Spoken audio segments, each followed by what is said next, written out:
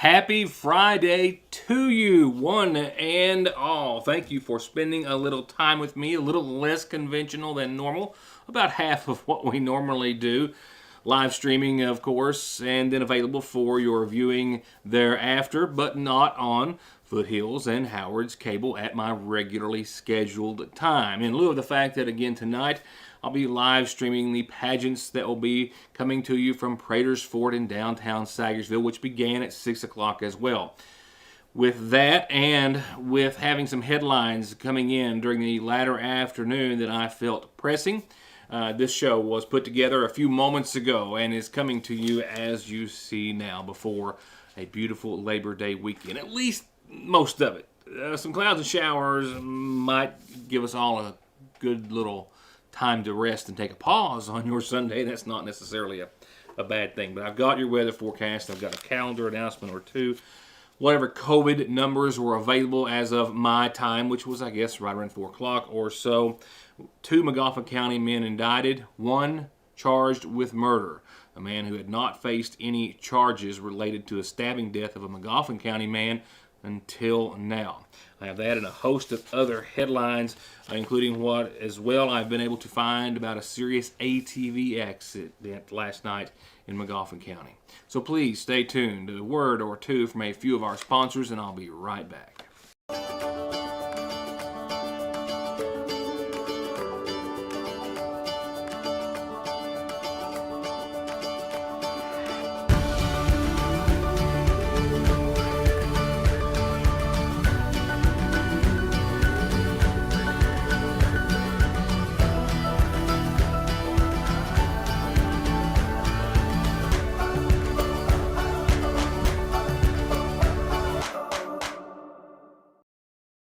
Welcome to East Kentucky's premier vape and CBD shop, offering all natural tobacco alternatives and everything vape and smoke shop related. Everything you're looking for and everything you're not. Best quality, best prices, best service. Come to Appalachian Smoke Shop for all your tobacco alternatives and accessories, as well as products like CBD, kratom, and legal THC that people are telling us they're using to treat pain, anxiety, depression, difficulty sleeping, and lack of energy, as well as just for overall wellness. Make it your one stop, Appalachian Smoke Shop. Just click on ConleyTire.net and you can shop for tires, find out more about services, brands, wheels, rims, their free coffee, free Wi-Fi, and free local shuttle service, and of course the latest and greatest current offers and specials like how right now you can get up to $150 back on a set of Goodyears. That's ConleyTire.net, or you can always stop by in Staffordsville or give them a call at 297-2424. A serious ATV accident last night in McGoffin County resulted in a young McGoffin County woman being airlifted to a trauma center, I believe ultimately being taken to the Pikeville Medical Center for the severity of her injuries, which were said to be facial, internal, and otherwise non-life-threatening. I have been able to gather at this hour. She had to be brought back up over an embankment after being involved in the ATV crash by the McGoffin County Rescue Squad, and once again is expected to make a recovery from very serious injuries as a result of the accident. No other details available as of airtime. COVID numbers from the McGoffin County Health Department at this hour, well, are somewhat limited. It's a Friday, it's a holiday Friday, and my show being put together early in an effort to bring you live coverage of the pageants in a few hours. With that said, 15 cases at the McGoffin County Health Department were confirmed as of noon. That number expected to continue to go up throughout the afternoon. No other word on hospitalizations or the like at this hour. We do know of at least 2 confirmed deaths in McGoffin County this week related to COVID, and we'll be getting you up to date, of course, when I see you back here on Tuesday for all the cases and other information that we have from the McGoffin County Health Department. The governor yesterday announcing what was another second highest day, number of cases at 5,457. 1,774 of those were in kids.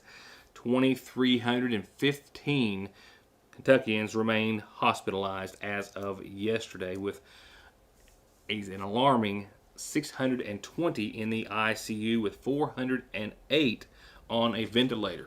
Good news, if there is said to be any, was the positivity rate did go down just a bit yesterday again to 13.29. The governor yesterday also announcing 45 new deaths related to the coronavirus and a total of 7,821 deaths across the Commonwealth as of yesterday. This being yesterday's incident rate map. Carlisle, Trigg, and Woodford counties, the only three who weren't in the red or critical zone. That's the highest number we've had not in the critical zone now for several weeks. And I did say 3. I do not have today's numbers. This show was produced right around 4:45 or so. And with that said, during yesterday at this time, McGoffin County was at 135.1, Floyd County at 158.2, Breath at 186, Wolf 199, and there you can see the rest of the eastern Kentucky area. The Floyd County Health Department yesterday reported 59 new cases. Of those, all were unvaccinated except for 8. They've got 30 people in the hospital in Floyd County. While in Johnson County, they had another 37 new cases yesterday. 288 active cases. They've got 21 people in the hospital. And out of those 37 cases yesterday, 34 were unvaccinated. 19 were kids. Here's the latest numbers that I have for you from the Pikeville Medical Center.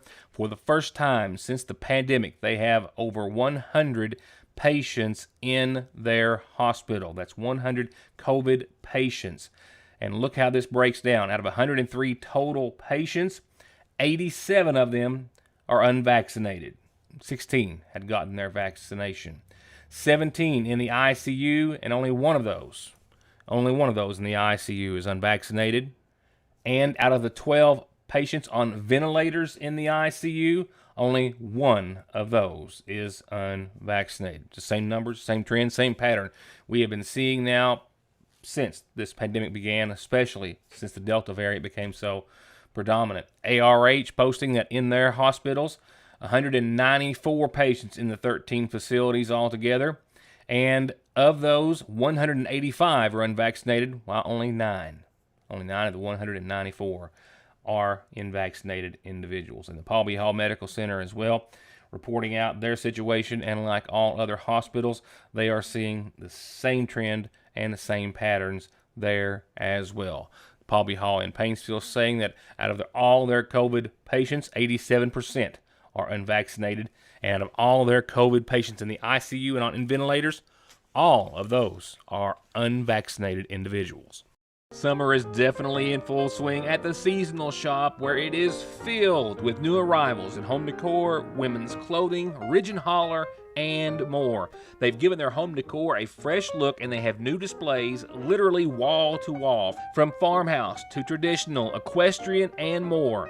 And Oat Shore neoprene bags are the latest craze in women's accessories, and they've got dozens of colors and styles available right now, and new ones coming in daily.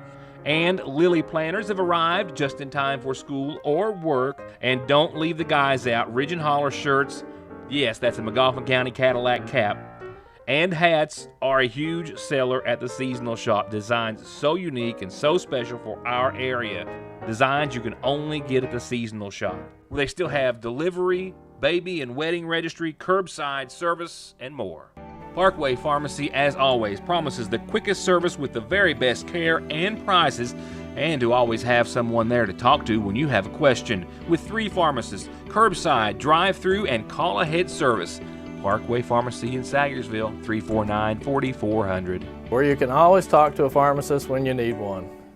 COVID might have stopped the music again, but don't let it stop the services and support our local organizations provide the community by supporting them. Go to bgcf.givingfuel.com/Community Day right now or before September the 9th and donate to get them the $35,000 in matching funds. And be sure and look for all the raffles and fundraisers that are going on right now by all the groups: McGoffin County Senior Citizens, McGoffin County Christians Care, Sayersville Kiwanis, Miss McGoffin Scholarship Organization, the District 3 Volunteer Fire Department, North McGoffin, Middle Fork, Sayersville, and Bloomington Fire Departments. the McGoffin County Rescue Squad, our DAV, South McGoffin Community Activist, South McGoffin Fire Department, McGoffin County Youth Baseball and Softball, Kentucky Mission Bible Training Center, and the McGoffin County Rainbow Girls. And be sure to see any of those groups or the Sayersville National Bank and buy that $10 ticket that will win someone this car. Please, let's all support these groups who have always supported us. bgcf.givingfuel.com/community day to donate. A couple of calendar announcements, I do believe. Before we go to that, let's go to your Founders Day schedule for the rest of your Founders Day and Labor Day weekend here in McGoffin County. Of course, the pageants tonight will wrap up that portion of the weekend, but there's still the parade and fireworks and more yet to come. Live on my Facebook, YouTube channels, and these channels you are watching here, 62 on Howard's and 4 on Foothills. The baby pageants start tonight live from Prater's Fort at 6 o'clock. I'm told to expect them to start on time. And also the Little Miss and Little Master pageants tonight, also from the same location, starting at 7 o'clock this evening. And the Mrs. McGoffin pageant as well, starting tonight. That's set for 8 o'clock. They told me the numbers earlier. I have forgotten them, but I think anywhere from 15 to 18 contestants, 12 to 18, we'll say, contestants in each of those 3 pageants. So we expect it to go relatively on schedule this evening, and you can see it all, of course, right here or on the internet live. That's Channel 62, once again, on Howard's Cable, Foothills, Channel 4, and then on my Facebook and YouTube channels, which are both under Ritter Mortimer. But there are a lot of other things going on this weekend as well for the rest of your Founders Day. Sure, it is limited, and we are missing a lot of the other fun and food and all that, but you can still get out and safely have some fun this Founders Day. The weather's going to be nice and cool and perfect for the Kiwanis 5K. Starts at the Catholic Church parking lot tomorrow morning at 9. Registration, I think, starts before that, around 8:30 or so. That's just getting us started. 10 o'clock tomorrow morning, a DAV dedication at 10 o'clock honoring Henry Joseph, and that will be an important event. The Vendor Mall is also taking place tomorrow. That's in the grassy lot there next to the Sayersville National Bank where you turn into Coal Branch. A lot of vendors will have a lot of goods out there tomorrow from 10 in the morning until 9 in the afternoon. There is going to be the Holiness House of Prayer second annual car show as well at City Park, right next to the Vendor Mall, so a great place to be in downtown Sayersville. The parade will start tomorrow at 1. No to ATVs, as is customary for Founders Day, the theme honoring our hometown heroes. And fireworks are still set to go off over Sayersville tomorrow night, beginning right around 9:30. And going on throughout most all of that, tomorrow and Saturday, 10 in the morning till 8, please do yourself a favor and stop by and check out the Tom Whitaker Art Show and exhibit celebrating and honoring his life at the Sayersville Renaissance Center underneath the red light in downtown Sayersville. I've got a great story coming up on that, but I just haven't had time to get it on. I will have that next week, but if you want to see it in person, go tomorrow or go Saturday, 10 till 8, Friday and Saturday. Calendar announcements brought to you by McGoffin Farm Bureau, as the McGoffin County Funeral Home allows us to bring you the nightly obituaries. For this evening, I have services to announce that will begin Monday morning for Zayden Curtis Gray Barnett, newborn son of Alexis Sloan and Samuel Barnett, who passed away at birth yesterday at the Pikeville Medical Center. Survived by his parents, his sister Quinlan Combs, and paternal grandmother Thelma Barnett, and maternal grandfather Silas Sloan. A graveside service for Zayden Curtis Gray Barnett will be held Monday at 11. The Sayersville Funeral Home is in charge of arrangements. Arrangements, I'm told, are still being set at this hour for 59-year-old Landon Fletcher of Sayersville. Those to be announced soon by the McGoffin County Funeral Home. And the McGoffin County Funeral Home also tells us tonight of the passing of 52-year-old Diana K. Patrick Castle of Sayersville, who passed away earlier today's date. Arrangements as well to be announced soon by the McGoffin County Funeral Home. You can go to their website over the course of the weekend to find updates at McGoffinCountyFuneralHome.net.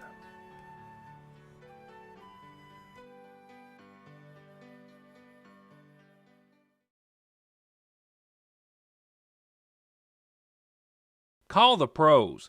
All Pro Gutter Works specializes in seamless gutters, vinyl siding, metal roofing, replacement doors and windows, remodeling or adding on to your home with free and fair estimates backed by decades of happy and return customers with guaranteed satisfaction and 18 months 0% financing. All Pro Gutter Works. 349-9999. There's no missing that this is the new McFarland and Tinker Law Office location on the Mountain Parkway in the former Farm Bureau building in Sagersville, just like there's no denying that their nearly 60 years of legal experience has won their clients millions and millions of dollars in disability, auto accident, and wrongful death cases. It's where your case matters to you and to us. McFarland and Tinker, also Griffey approved.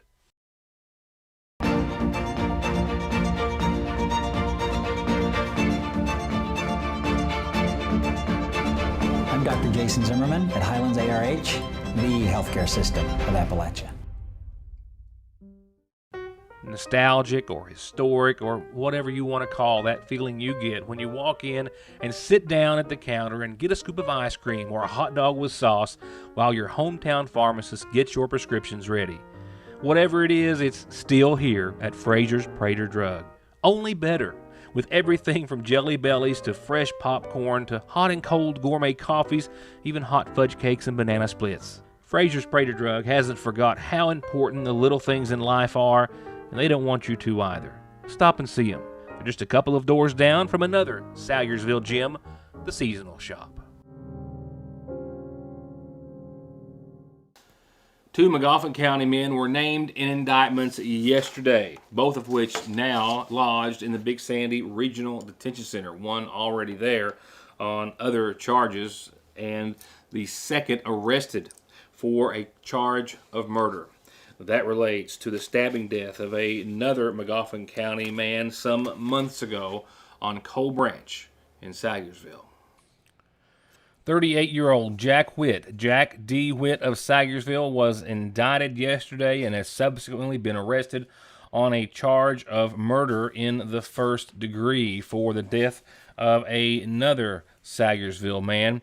This report from the Salyersville Independent, which we also aired here on Your News Today, goes back several weeks ago, where a man was found dead on Coal Branch on a Wednesday after suffering a fatal stab wound to his chest. I believe, if I recall correctly, it was Witt who called authorities at the time, saying that after a verbal argument that the deceased had stabbed himself. According to police reports at that time from the state police and Post 9, they got a call from the sheriff's department on March the 17th in regards to the man that was found off Coal Branch. Investigators responded there and discovered that he had been stabbed, that being 41-year-old Jamie Bailey of Salyersville, formerly of Campton, while at the residence in question on Coal Branch. He was pronounced dead at that scene just outside the camper or trailer on the porch, I do believe it was.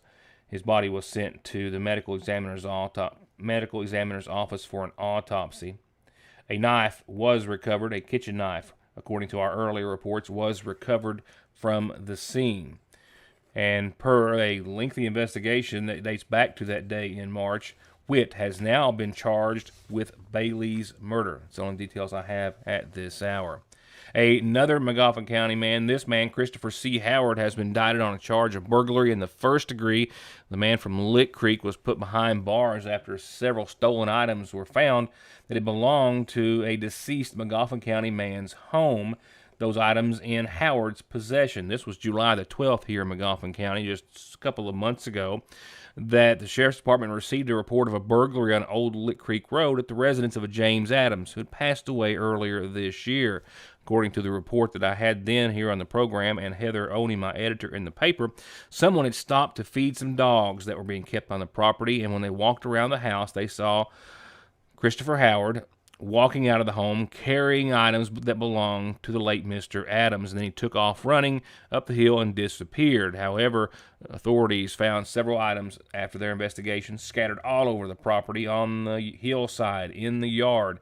Hearing aids valued at thousands of dollars, which belonged to the late Mr. Adams, were found in a dog lot that Howard ran by as he was fleeing the scene. When the authorities went to Howard's home, they talked to a relative who let them in to looked through the home. Bags were found containing items stolen from that residence and possibly other residences as well. Howard was taken into custody the following day and has been in the Big Sandy Regional Detention Center since, and now has been formally indicted on that aforementioned count of burglary in the first degree. Now, before I go to your Licking Valley RECC Outlook and update you on what's happening for your holiday weekend, a quick reminder that the pageants will be live streaming again. I think it went pretty well last night. That was the first time we've actually done that process, where we were live streaming on my Facebook and YouTube channels and pages, as well as simultaneously on Howard's Cable and Foothills Communications. On Howard's, it is channel 62, and on Foothills, it is channel 4 again tonight. And if it starts off on a bit of a rocky note as far as audio or anything else is concerned, give me just a few moments. We'll try to work it all out, but we hope that you will join us tonight. With that said, it's going to be a nice one and a bit cool towards the end of those pageants this evening, just as it was last night. But we've got some beautiful conditions ahead, well, at least for your Saturday. We most certainly have a beautiful Saturday that will follow a low of 56 tonight, calm winds, mostly clear skies. It's going to be a nice, another fall-like feel this evening.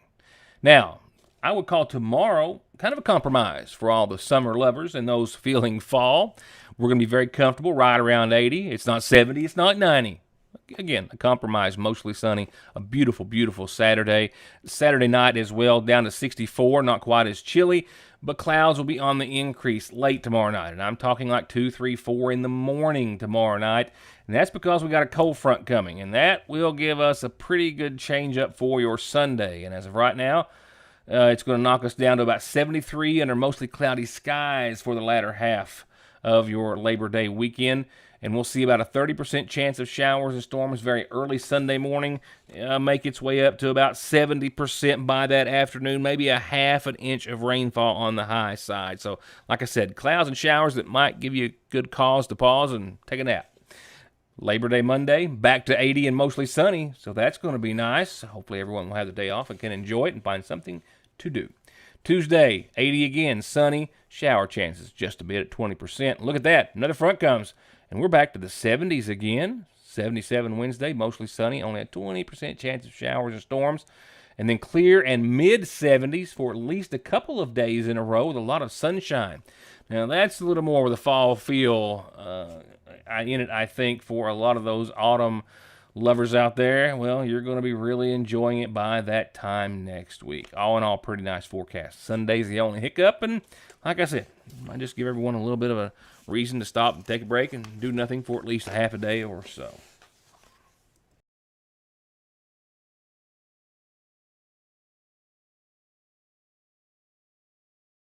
And that's going to put a lid on your news today for this week. Not for me necessarily. I'm off to Prater's Fort. It's off to the cabins I go. Hope to see you watching.